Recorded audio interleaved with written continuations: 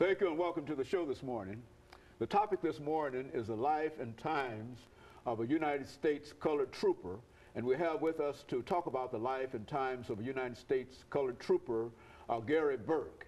And not only will you talk about the life and times of a United States colored trooper, Gary Burke, but you will also give us some information about the real Gary Burke, giving us some information in reference to your background, education, and some of your experiences, and that would be during the first segment. And after that, we will come back and find you as a United States colored trooper, Gary Burke, and you'll talk about some of your experiences and some of the things that you think our audience might be interested in. But before we get to that part, let's talk about you as an individual and how you became involved in what you were doing. Well, first of all, Dr. Haney, thank you for having me here on your show. I'm a native Nashvilleian, born and bred, grew up, of course, here in the city. Just always had a passion from history from grade school. I remember the first place I went to was the Hermitage, the home of President Andrew Jackson. And I knew at that time that I had some kind of passion for history. I just didn't know what to do with it.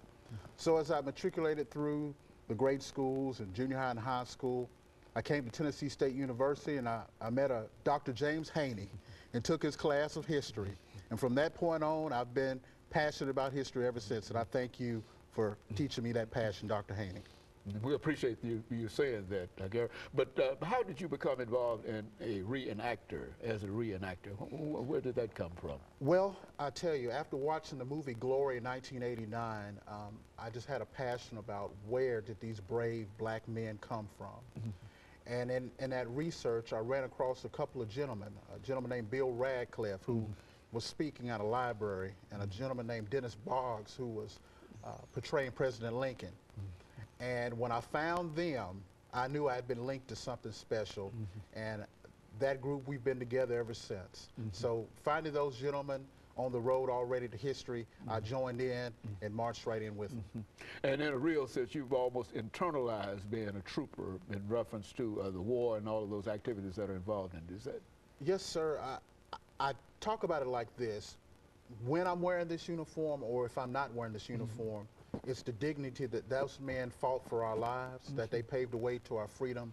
And I owe them everything that I enjoy today through them and Almighty God. And so in a real sense, you are a reenactor, but you've internalized so much of it. As a matter of fact, I think I got that experience when you talked about the gentleman who is Abraham Lincoln. I think that I had an opportunity to meet him at the dedication of the Radcliffe statue. And my only impression was that he was literally Mr. Abraham Lincoln, and that's essentially what he told me. And I get the impression that that's who you are now. You have sort of internalized this character, and now you can tell us a lot of things about it. And so the trip to eventually becoming to where you are now has been a very enjoyable trip, it appears to me, the way you're telling it now. Is that what you're saying? That is so true, Dr. Haney. It is a passion and a privilege. All of us who walk this path, I wrote a poem called A Common Road, how we all walk together to this common road of history, and that we all gladly and humbly take it. And it's humbling to be able to portray our history. It's humbling to be able to stand up where they lie down for our freedom today. And so the Emancipation and Proclamation, all of those things really mean something to you long before you became a reenactor. Yes, sir. It meant everything to me. Well, I tell you what, why don't, we've got about a minute or so before the end of this first segment. Then we want to get into your reenactment. But why don't you start off with by giving us a sample of what we can expect when this segment comes to an end and we begin this second segment. Well, I tell you, again, it's a passion that we all share together. Our group is the 13th United States Colored Troops Living History Association. We even have links to our past history. We have the great-great-grandson of Frederick Douglass, who you just mentioned, is a member of our group. We also have a gentleman named Houston Overton Jr., who is also a descendant of the slaves of the Travelers Rest plantation of Judge John Overton.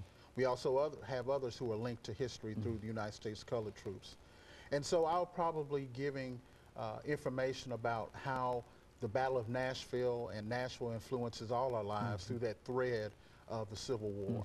Very good. And of course, we're going to take a short commercial break within the next 30 seconds, and then we'll come back. And so you are a part of the 13th United States Colored Trooper. Yes, sir. Troop, is that Living History Association. We also have ladies who also are part of our group who interpret as black women, strong black women of that day as well. Very good. And of course, we're going to take this first commercial break, and then we'll get back and we'll bring the Trooper Burke to our audience this morning. And for the next 2 segments, we'll be able to deal with that. And we'll be back with this, with our guest following this segment of the show for today.